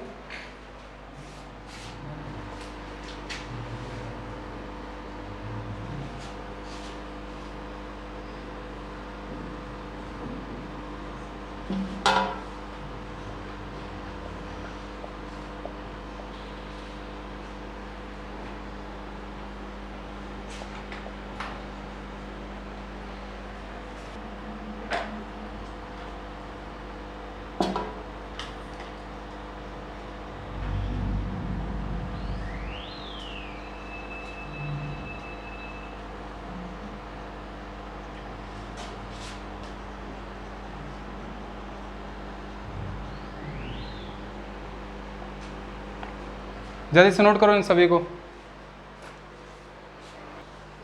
तो देखो, एक बहुत इंपॉर्टेंट क्वेश्चन ये रेज होता है जब हम इट्स का यूज़ करते हैं। किसका यूज़ करते हैं? इट्स का। ये जो इट्स है इसको ध्यान से समझो। देखो, ये जो इट्स होता है ये पॉजिटिव केस में है। ये इट्स किस केस का है मानवी? पॉजिटिव केस का। लेकिन ये जो लिखा होता है ना, इट एपोस्ट्रोफी एस, ये अपने आप में एक कॉन्ट्रैक्शन है। क्या है? कॉन्ट्रैक्शन। किसका? इट इज या इट वॉज का।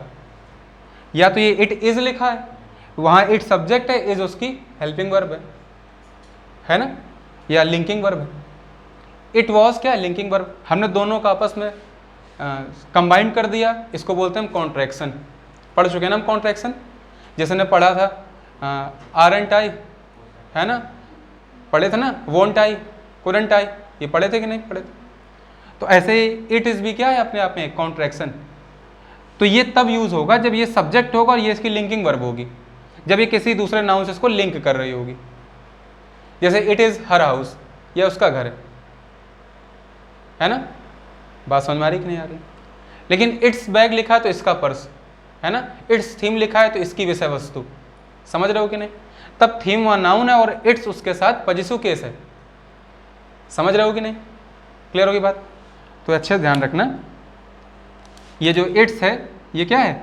पॉजिटिव केस के लिए है, और जो इट्स है ये अपने आप में क्या है? एक कॉन्ट्रैक्शन। और इसकी मीनिंग क्या होगी? इट इज या इट वॉज। और तो हो नहीं सकती। इट आर हो सकता है क्या? क्योंकि इट सिंगुलर मानते हैं तो इज ही आएगा, इट सिंगुलर है इसलिए वॉज आएगा। क्लियर होगी मेरी बात? जैसे सेंटेंस देख लेते हैं, this book is famous for. Famous for, क्या यहाँ पे सेंटेंस स्टार्ट हो रहा है क्या? सेंटेंस तो यहाँ से स्टार्ट हुआ, सब्जेक्ट, ये इसकी लिंकिंग वर्ब, और ये आगे आने वाले वर्ड्स वो वर्ड्स हैं।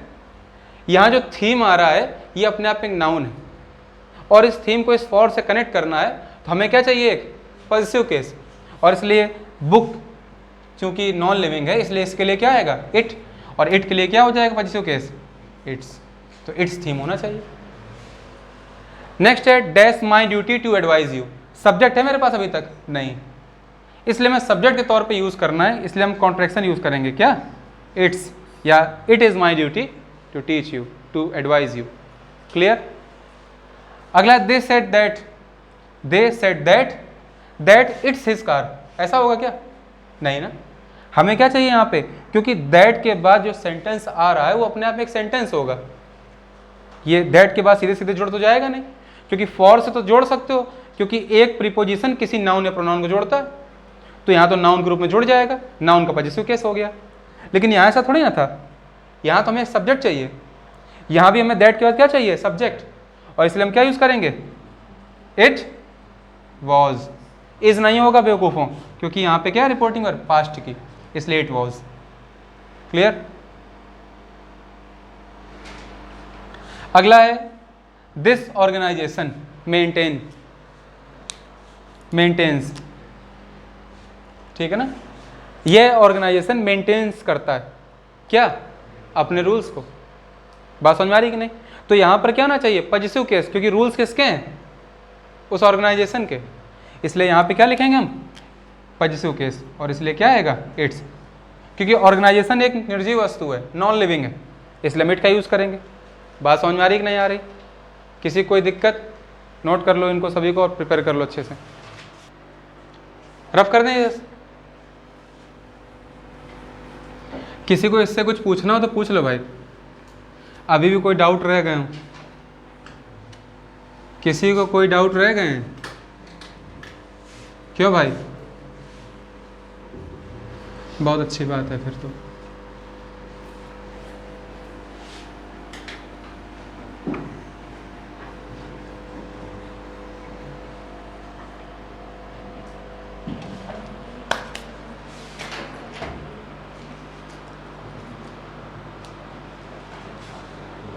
चलो मेरी बात सुनो आगे। अब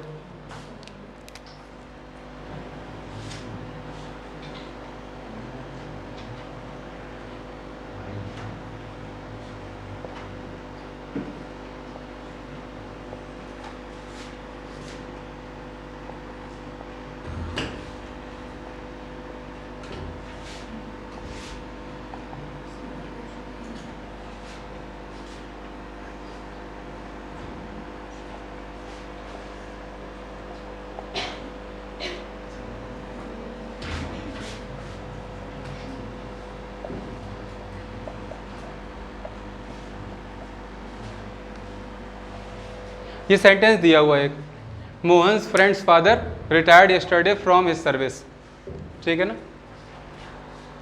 अब एक चीज़ तो ये समझ लो, यहाँ देखो सर्विस क्या है? एक नाउन। सर्विस क्या है? एक नाउन। और सर्विस जिसकी भी है, जो इसको ओन करता था, जिसका इसके ऊपर, जिस व्यक्ति का इस पर पोजेशन था, वो हमने आगे लिख दिया, प्रोनाउन के रूप में आया है, इसलिए हिज आएगा। एपोस्ट्रॉफी वगैरह क्यों आएंगे? क्योंकि हिज का मीनिंग ही होता है पॉजिटिव केस, समझ रहे हो कि नहीं? इसलिए डायरेक्ट क्या आ जाएगा? His service. तो ये तो सही है अपने आप में बात। हम बात कर रहे हैं अब इसकी, देखो इसको, ये जो लिखा हुआ यहाँ लिखा है मोहन के मित्र के पिता। कितना ज़्यादा, मतलब 2 बार तुम्हारे पास क्या आया? एपोस्ट्रॉफी, रिलेशन आया। तो ऐसे केस को इस तरह से नहीं लिखते इंग्लिश में, ठीक है ना। एक से ज़्यादा एपोस्ट्रॉफी का यूज़ नहीं किया जाता है, एक से ज़्यादा पोजीशन को इस तरह से नहीं लिख सकते हो, ठीक है। इसको रॉन्ग माना जाता है ना। सोचो हिंदी में भी क्या लिखा है? मोहन के मित्र के पिता।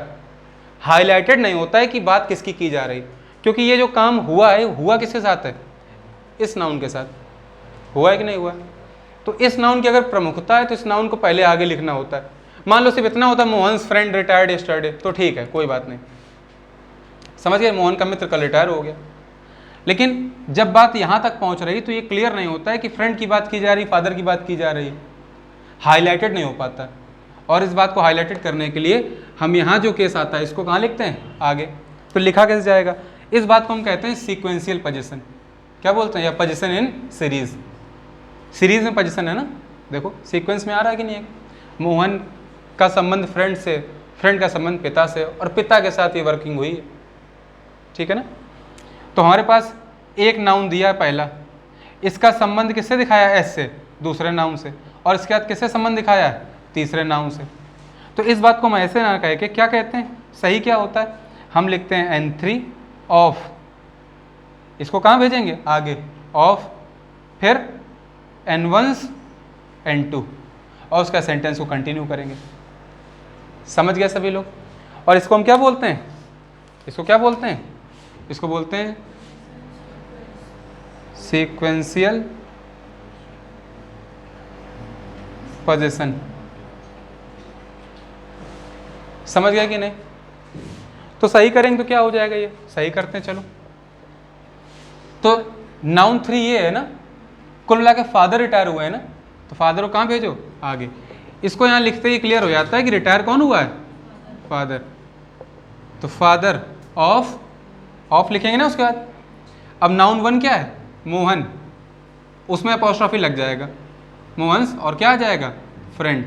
अब यहाँ अपॉस्ट्रॉफी नहीं आएगा क्योंकि यहाँ जिसके ऊपर पोजीशन था, ओनरशिप थी, वो तो आगे आ गया। तो Mohan, father of Mohan's friend retired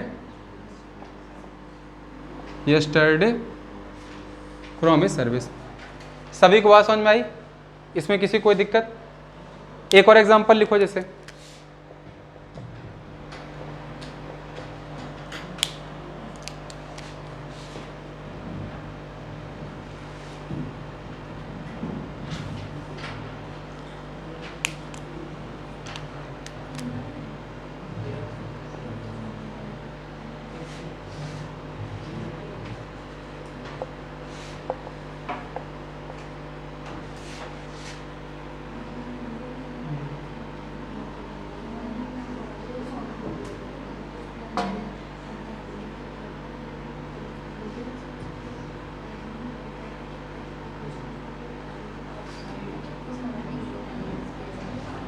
ठीक है।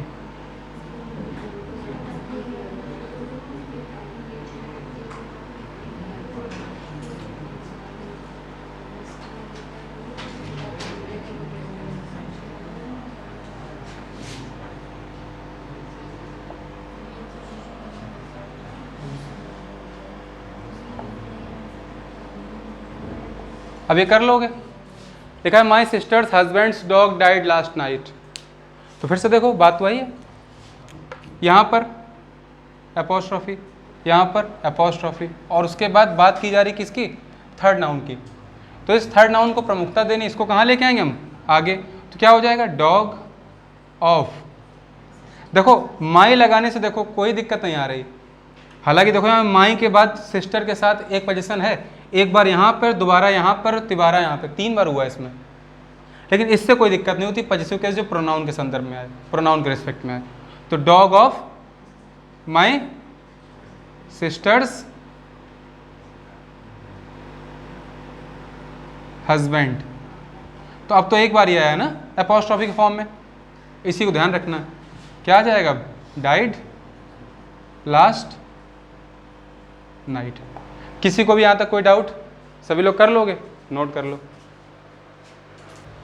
सभी लोग, ये लिख लो। अच्छा ठीक है ना, फिर से बता दे रहे हैं। जैसे ज्वेल लिखा है, पोइट लिखा है, मशीन लिखा है, सीन लिखा है, ठीक है ना, ये सभी अपने आप में क्या है? Singular countable noun. तुम इनका प्लूरल बना सकते हो। पोइट में एस लगा दोगे, प्लूरल हो जाएगा। ज्वेल में एस लगा दो, ज्वेल्स, प्लूरल हो जाएगा। मशीन में एस लगाओगे, प्लूरल हो जाएगा। सीन में एस लगाओगे, सीन्स, प्लूरल हो जाएगा ना, क्योंकि ये सभी क्या है अपने आप में? Singular countable noun. ठीक है, क्या है ये सभी? Singular countable noun. लेकिन जो हमने ये ERY लगा के जो बनाए, ये अपने आप में सभी क्या बन गए? Uncountable noun. जैसे यहाँ पे सीनरी, कलेक्शन ऑफ सीन्स, ठीक है ना, या series of scenes is called scenery, ये मशीनरी हो गई, ठीक है ना। ज्वेलरी हो गई इसी प्रकार। तो ज्वेलरी क्या होती? कलेक्शन होती है ज्वेल्स या ऑर्नामेंट्स का, आभूषणों का। ये तो अनकाउंटेबल है ना, नहीं है क्या? ऐसे फर्नीचर क्या होता है? अनकाउंटेबल नाउन होता है कि नहीं होता है? ऐसे पोएट्री भी हो गया। ठीक है, नोट कर लो। ठीक, इसको रफ कर दे रहे हैं। किसी कुछ पूछना अभी पूछ सकता है। किसी कोई डाउट? किसी को भी कोई डाउट है? नहीं है, बहुत खुशी की बात है यार।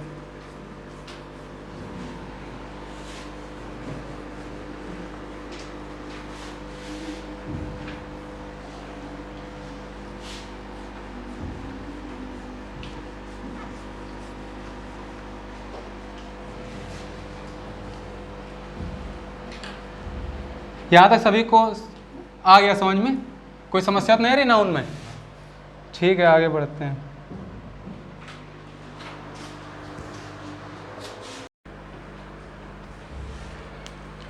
देखो हम लोगों ने सीक्वेंशियल पोजीशन पढ़ लिया था लास्ट क्लास में, ठीक है ना। एक एग्जांपल दे रहे हैं तो ध्यान से समझ लो इसको। जैसे हमने सेंटेंस लिखा है,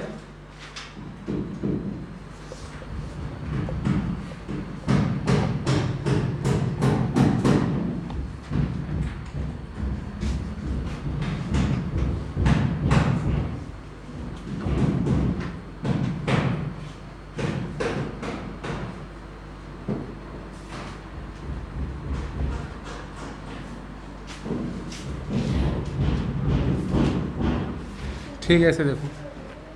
तो सेंटेंस लिखा है विद्यास सिस्टर्स चाइल्ड इज मिसिंग। तो यहाँ पर देखो पोजीशन के केस हमने यूज़ किया, जिसको हमने सीक्वेंशियल पोजीशन बताया था। क्या यहाँ पर एपोस्ट्रॉफी ऐसा आ रहा है, इस विद्या का अधिकार किस पे पोजीशन, सिस्टर पे, और सिस्टर का पोजीशन किस पे, चाइल्ड पे। तो पहले नाउन का पोजीशन सेकंड नाउन पे, सेकंड नाउन का पोजीशन थर्ड नाउन पे। तो इंग्लिश में इसको इस तरह से लिखते हैं, जो जिस पर पोजीशन होता है, जिसकी इंपॉर्टेंट बात की जा रही है। अच्छा ये बताओ, ये जो बात कही गई है ये किसके लिए कही गई है, चाइल्ड के लिए कही गई है। तो चाइल्ड इसका क्या है, मेन नाउन है, बोलो है कि नहीं है। तो जब भी सीक्वेंशियल पोजीशन होता है या दो से अधिक पोजीशन होते हैं तो हम डबल टाइम एपोस्ट्रॉफी का यूज़ नहीं करते हैं, एक बार ही करते हैं। और इस बात से बचने के लिए हम क्या करते हैं, इस नाउन को जो सबसे लास्ट में आ रहा है इसको आगे लिखते हैं। तो ये क्या हो जाएगा, चाइल्ड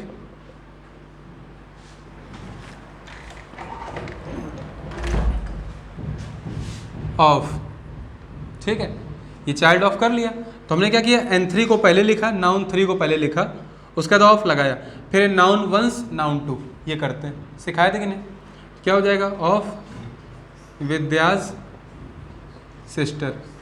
अब चाइल्ड तो आगे आ गया तो एपोस्ट्रॉफी क्यों लगेगा, क्या हो जाएगा, इज मिसिंग।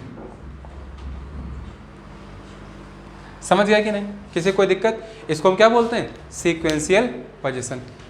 किसी कोई डाउट। अगर पहला जो नाउन आया है, ठीक है ना, वो पॉजिटिव केस के साथ आया है, प्रोनाउन के पॉजिटिव केस के साथ, जैसे यहाँ लिखा होता है माई फ्रेंड्स, और बाकी सेम सेंटेंस था, विद्या की जगह क्या आ जाता, माई फ्रेंड्स। तो ध्यान रखो, इससे मतलब नहीं है, इसमें अपोस्ट्रॉफी थोड़ी ना आ रहा है। तो इसमें क्या हो जाएगा, child of my friend's sister, विद्या तो है ही नहीं, अब क्या होगा, child of my friend's sister. Clear होगी बात कि नहीं। तो यहाँ के पॉजिटिव केस से मतलब नहीं है, जो प्रोनाउन के केस में दिया हो। समझ गया कि नहीं। इसको हम बोलते हैं क्या, सीक्वेंशियल पोजीशन। किसी कोई डाउट यहाँ तक। इसके बाद देखो आगे हम कुछ नोट कर रहे हैं, एग्जाम्पल सेंटेंस, उनको नोट करो जल्दी से, उसका उसको हम एक्सप्लेन करते हैं, ठीक है। कोई नाम बोलो, कोई नाम बताओ, नाम बताओ, कोई दो नाम बताओ जल्दी से। हाँ, थोड़ा छोटा बोलो यार, नाम नहीं पता, बहुत सही। चलो रमन हो गए, और कौन हो गया, ये बबलू तान्या ना, मतलब कंटाप मारेंगे वहीं आके। और बताओ हैं, क्या, वमिका और वामन ना बताओ, और बताओ कोई। चलो ठीक है, रिया लिख दे रहे हैं। सुनो मेरी बात, हम जो सेंटेंस नोट करें जल्दी से नोट करो, फिर आगे पढ़ते हैं। सभी लोगों ने नोट कर लिया, जल्दी करो। देखो भाई ध्यान समझो, पहला सेंटेंस हम पढ़ रहे हैं, रमन सेंट प्रियाज या रियाज फ्रेंड फ्रेंड्स। ये सही है सेंटेंस अपने आप में, या ये फ्रेज सही है, कोई बताना चाहेगा ये फ्रेज इसमें क्या गलत है। हाँ, तो नीचे वाली सही है, इसका मतलब सही है। इन दोनों में क्या डिफरेंस है, अच्छा इसका मीनिंग क्या होगा, रमन सेंट रियाज फ्रेंड और फ्रेंड्स।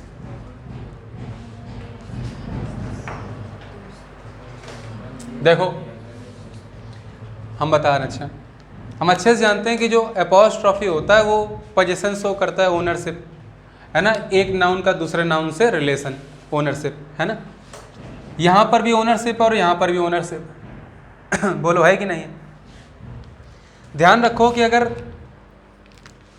सिर्फ एक बार एपोस्ट्रोफी आए नाउन के साथ, अगर एक बार एपोस्ट्रोफी आए, ऐसा समझ लो कि अगर हमें कभी भी किन्हीं दो नाउन का कॉमन पोजीशन शो करना हो, क्या शो करना हो? Common position, common position show करना हो, तो हम क्या करेंगे? बाद वाले नाउन के साथ एपोस्ट्रोफी एस का प्रयोग करते हैं। समझ गया कि नहीं? और इसके बाद जो वर्ड्स आता है, जो ओनरशिप वाला वर्ड होता है, वो अपने आप में क्या हो जाता है? सिंगुलर काउंटेबल नाउन भी हो सकता है, प्लूरल काउंटेबल नाउन भी हो सकता है, और अनकाउंटेबल नाउन भी हो सकता है। समझ गया कि नहीं?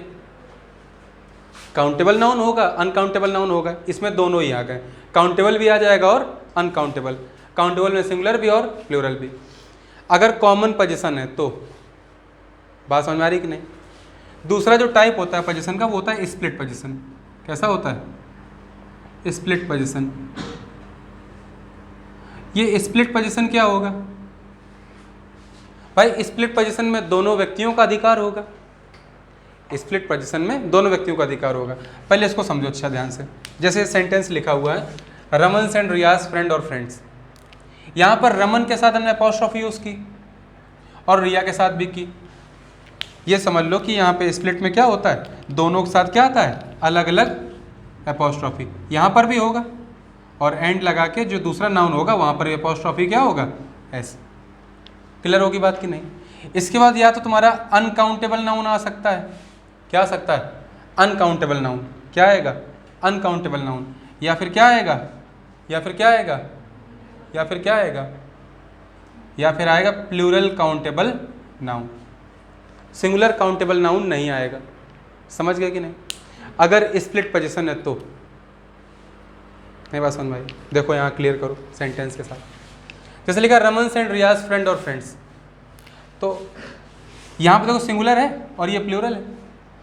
इसकी बात बाद में होगी, पहले आगे वाले ऐसे देखो, ये दोनों एंड से जुड़े हुए हैं, दोनों में एपोस्ट्रोफी आ रहा है।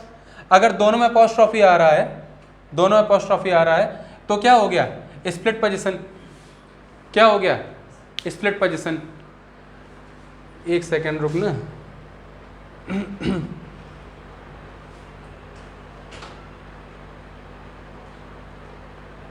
ठीक है, डिपेंड करता है कि जो ओनरशिप जिस पे है उस पर डिपेंड करेगा। ठीक है ना?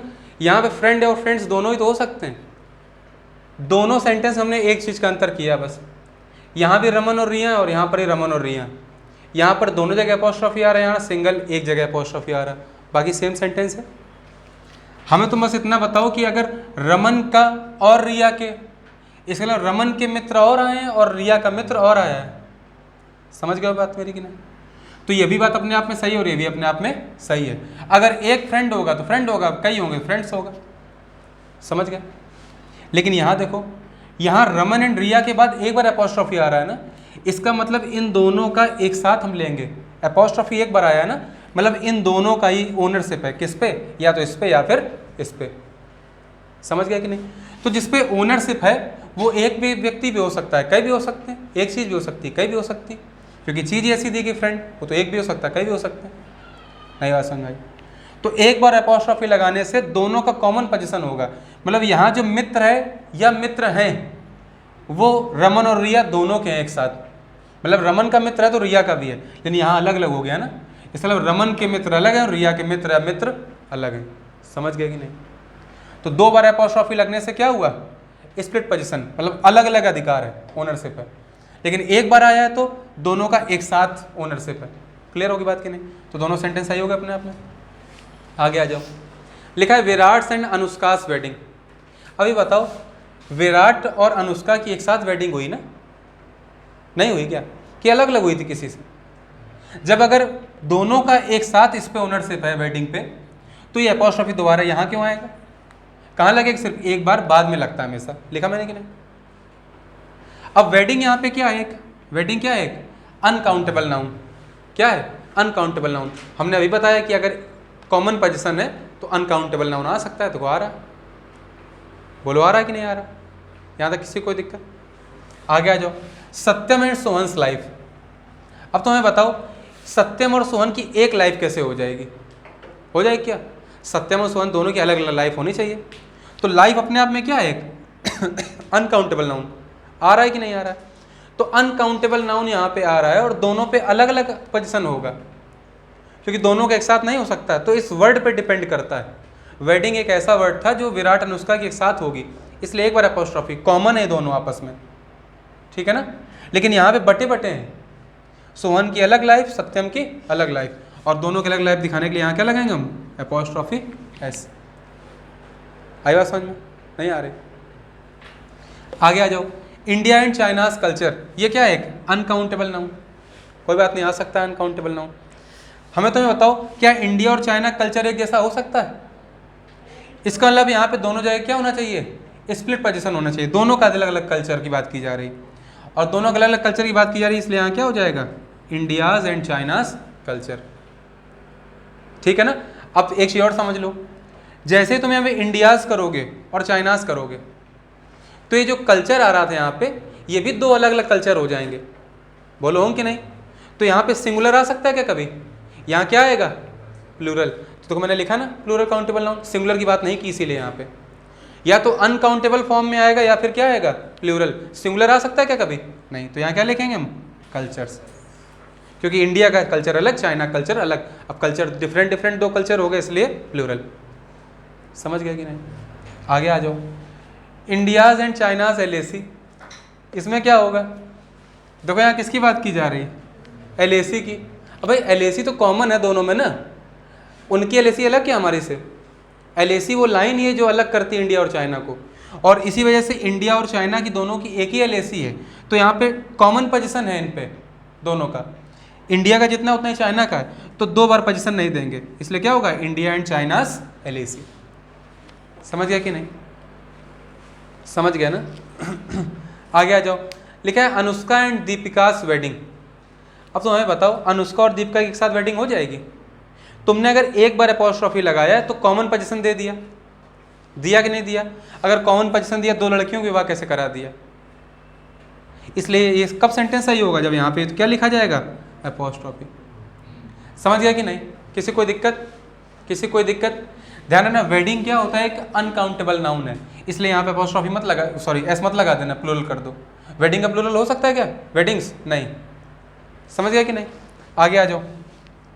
इसके बाद बात की जा रही है अनुष्का एंड दीपिकास हस्बैंड की, ठीक है ना। अब तुम्हें बताओ, अनुष्का और दीपिका कॉमन हस्बैंड होगा?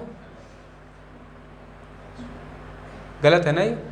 अगर दोनों के अलग अलग हस्बैंड है तो यहाँ पे क्या लगाना पड़ेगा? मैं अपोस्ट्रोफी, क्योंकि एक बार अपोस्ट्रोफी लगे उन्हें कॉमन पोजीशन आ रहा था, मतलब एक ही हस्बैंड दो लोगों का। अब अगर अनुष्का और दीपिका दोनों का अलग अलग हस्बैंड है और ये काउंटेबल नाउन है कि नहीं? इसलिए इसको हम क्या करेंगे अब? प्लूरल, क्योंकि दोनों के अलग अलग पति होंगे। समझ गया कि नहीं? किसी कोई दिक्कत कि नहीं? मेरा समझ रहे हो कि नहीं? यहाँ ये लिख लेना कि जो पोजीशन होगा वो तीनों फॉर्म में हो सकता है, और यहाँ पे ऐसे लिख दो, पोजीशन जो होगा या तो अनकाउंटेबल नाउन होगा या फिर प्लूरल काउंटेबल नाउन। क्लियर होगी बात कि नहीं? तो कॉमन में ध्यान रखना और स्प्लिट में ध्यान रखना। प्रिपेयर करो इस सभी लोग।